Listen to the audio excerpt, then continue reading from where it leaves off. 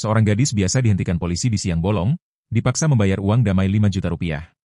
Ia diam, pasrah, tapi tak lupa. Keesokan harinya, kantor polisi itu terbakar. Bukan karena korsleting listrik, tapi karena seseorang telah memutuskan bahwa cukup sudah, dan saatnya untuk bertindak. Saksikan kisah lengkapnya dalam video ini, dan jangan lupa subscribe agar Anda tidak ketinggalan cerita-cerita seru lainnya. Nina baru saja keluar dari pasar, tas belanjaan tergantung di bahunya. Ia mengendarai motornya perlahan melewati jalan aspal yang lengang di tengah hari. Udara terasa panas dan lengket, tapi ia sudah terbiasa. Ia mengenakan kaos putih ketat dan celana jeans pendek. Kakinya yang sedikit menghitam karena terbakar matahari terlihat kontras dengan rambut hitam sebahunya yang bergerak pelan ditiup angin. Wajahnya tenang, seolah tak ada satupun hal yang perlu dikhawatirkan. Saat tiba di sebuah persimpangan kecil, Nina melihat seorang polisi berdiri di sisi jalan. Ia tak berpikir macam-macam karena tidak merasa melakukan kesalahan.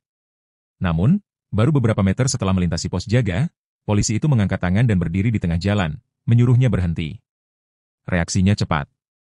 Rem ditekan, dan motor berhenti dengan tenang di pinggir jalan. Polisi itu berperawakan tinggi besar. Kulitnya gelap dan otot-ototnya yang kekar tampak menonjol dari balik seragam ketat yang ia kenakan. Wajahnya tidak ramah.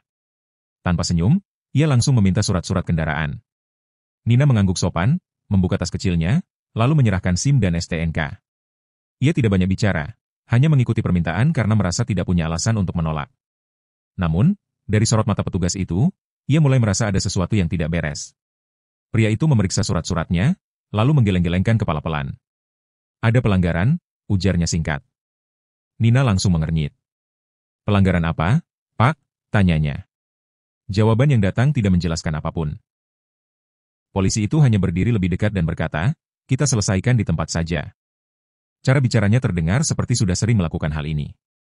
Saat itu juga, Nina tahu bahwa ini bukan soal aturan. Polisi itu menatap surat-surat di tangannya, lalu menoleh lagi pada Nina tanpa mengembalikannya. Ini tidak lengkap, katanya sambil menyipitkan mata. Nina kaget karena ia yakin semuanya valid. Ia mencoba menjelaskan dengan tenang, menunjukkan tanggal berlaku dan cap resmi, tapi petugas itu langsung memotong. Tidak usah mengajari saya. Saya tahu mana yang sah dan mana yang tidak, ujarnya ketus. Nina diam. Ia tidak ingin berdebat di pinggir jalan. Namun, semakin lama, nada bicara polisi itu berubah semakin menekan. Ia mulai berputar-putar dengan istilah hukum yang tidak jelas, menyebut adanya pelanggaran aturan daerah yang bahkan tak pernah ia sebutkan secara spesifik. Setelah beberapa menit, oknum itu menurunkan nada suaranya menjadi lebih pelan, namun tetap mengancam. Ia mendekatkan wajahnya sedikit, lalu berkata, begini saja, daripada ribet, kamu bayar uang damai 5 juta. Nina terkejut. Ia refleks menatap wajah petugas itu, memastikan tidak salah dengar. Tapi pria itu tampak serius. Tak ada sedikitpun keraguan di raut mukanya saat menyebut angka sebesar itu. 5 juta, Pak? Nina bertanya dengan suara rendah, nyaris tak percaya. Itu bukan angka yang bisa ia keluarkan sembarangan. Polisi itu mengangguk pelan, menatapnya seolah sedang menawarkan satu-satunya jalan keluar. Tidak ada ruang untuk diskusi. Semua diarahkan ke satu pilihan, bayar atau ditindak. Di dalam hati, Nina merasa ini bukan lagi sekadar pungli, ini adalah pemerasan. Nina menarik napas pelan. Wajahnya masih berusaha tenang, tapi pikirannya mulai bergejolak. Dengan nada sesopan mungkin, ia berkata pelan, maaf, Pak, saya tidak punya uang segitu. Reaksi yang didapat justru sebaliknya. Wajah petugas itu mengeras. Ia memutar bola matanya dan tertawa sinis. Ya sudah, kalau tidak bisa bayar, motor kamu saya tahan. Mau bagaimana lagi? Ucapnya sambil menunjuk motor Nina seolah itu barang sitaan. Nina hanya bisa berdiri mematung. Ia bukan tipe yang mudah terpancing, tapi dalam hati ia merasa benar-benar dihina. Bukan hanya soal uangnya, tapi cara si polisi memperlakukannya seolah ia adalah orang yang bisa ditekan tanpa perlawanan. Ia tahu melawan sekarang pun percuma, posisinya sebagai warga biasa terlalu lemah di hadapan seragam itu. Setelah hening beberapa detik, Nina menunduk sejenak. Bukan karena takut, tapi karena menahan amarah yang mulai menumpuk. Ia hanya menjawab singkat, kalau memang harus ditahan, silakan, Pak. Ia menyerahkan kunci motornya tanpa suara tambahan.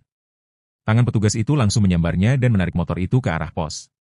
Di tengah terik matahari, dengan tas belanjaan masih di bahu, Nina berdiri sendirian di pinggir jalan, menatap motor miliknya dibawa pergi begitu saja.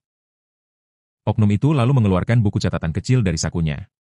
Dengan gerakan cepat, ia mencatat nomor plat motor Nina sambil menggumamkan sesuatu yang terdengar seperti kode pelanggaran. Selesai mencatat, ia berdiri dan menunjuk ke arah motor. Motor ini saya bawa ke kantor. Kamu bisa ambil nanti kalau sudah tahu aturan, katanya dengan nada sinis. Nina tidak menjawab. Ia hanya berdiri mematung, menahan amarah yang membara di dada. Motor itu perlahan menghilang dari pandangan, dibawa ke pos kecil yang berjarak 100 meter. Nina tidak mengejar, tidak merengek, tidak memohon. Tapi di dalam benaknya, satu hal mulai tumbuh dengan kuat, sesuatu harus dibayar. Bukan dengan uang, tapi dengan harga dari sebuah kesewenang-wenangan. Malam itu, Nina duduk di lantai kamarnya yang gelap. Hanya cahaya samar dari lampu jalan yang menembus celah gorden. Ia belum mengganti pakaiannya sejak siang. Kaos putih dan celana jeans yang ia kenakan kini terasa dingin di kulit karena keringat yang sudah mengering. Di sebelahnya, tas belanjaan masih tergeletak, belum tersentuh. Wajahnya datar, tapi matanya tidak kosong. Ia memutar kembali kejadian tadi siang, berulang-ulang. Bagaimana motor yang ia cicil bertahun-tahun dibawa pergi tanpa ampun. Bagaimana pria itu memperlakukannya seperti sampah. Dan yang paling menyesakan adalah perasaan tidak berdaya, hanya karena ia perempuan biasa tanpa kekuasaan. Rasa sakitnya bukan karena kehilangan motor, tapi karena martabatnya diinjak-injak. Ia tidak menangis. Nina sudah terbiasa menelan semuanya sendiri. Tapi malam itu, ada sesuatu yang berbeda. Ada batas yang telah dilewati. Kepalanya dipenuhi berbagai pilihan, tapi tak ada yang terasa cukup. Hingga akhirnya, pikirannya berhenti pada satu titik. Jika mereka bisa mengambil sesuatu darinya tanpa rasa bersalah, maka mereka juga pantas merasakan apa artinya kehilangan. Keputusan itu sudah bulat. Nina berdiri perlahan, membuka lemari kecil di sudut kamar, lalu meraih tas lempangnya. Malam itu sunyi, tapi di dalam kepala Nina, segalanya sedang bergerak. Ia tahu, esok pagi akan ada sesuatu yang berubah. Pagi harinya, Nina bangun lebih awal. Ia mengenakan kembali pakaian yang sama seperti kemarin, kaos putih, celana jeans pendek, lalu dilapisi jaket tipis berwarna gelap. Ia menyelipkan beberapa barang kecil ke dalam tasnya, termasuk sebotol plastik berisi bensin dan sebuah pemantik api.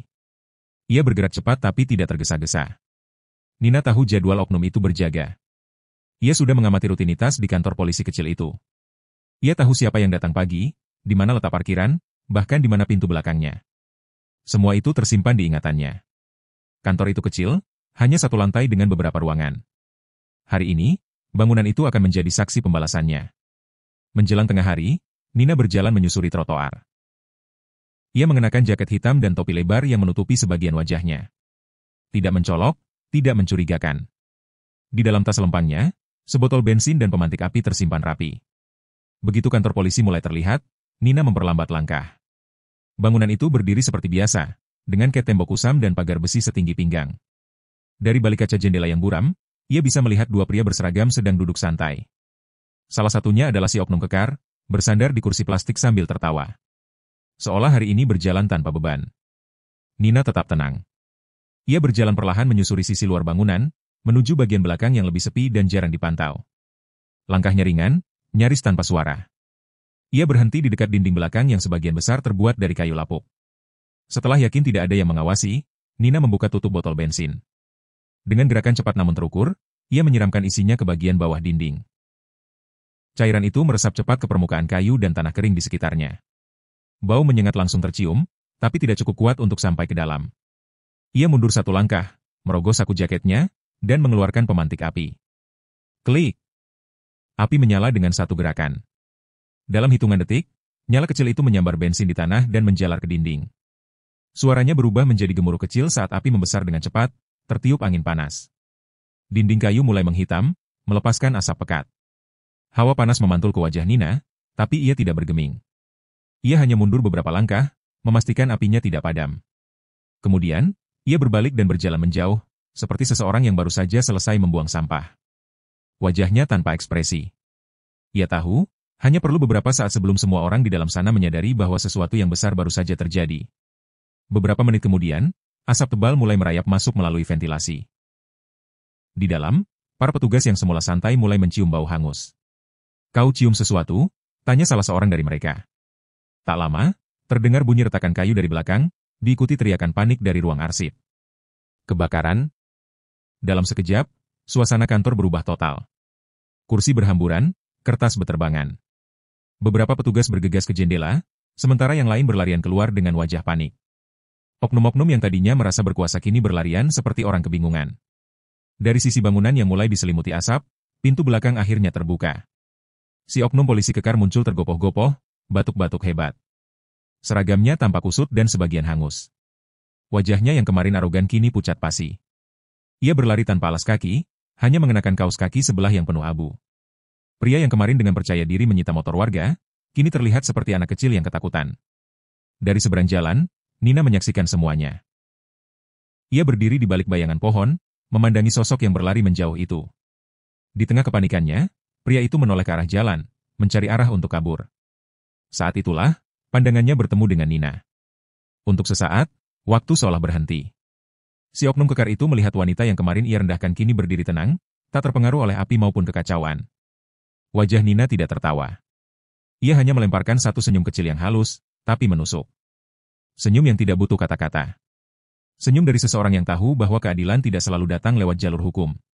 Senyuman itu hanya berlangsung beberapa detik, tapi cukup untuk membuat pria itu memalingkan wajah dan kembali berlari, tak pernah menoleh ke belakang.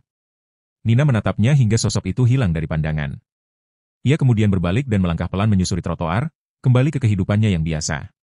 Ia tidak membawa kembali motornya, tapi ia telah merebut kembali sesuatu yang jauh lebih berharga, harga dirinya. Dunia tidak akan berubah hanya karena satu kantor polisi terbakar. Namun, setidaknya satu orang sombong kini tahu rasanya menjadi takut. Dan bagi seorang perempuan biasa yang kemarin dipaksa tunduk, itu sudah lebih dari cukup.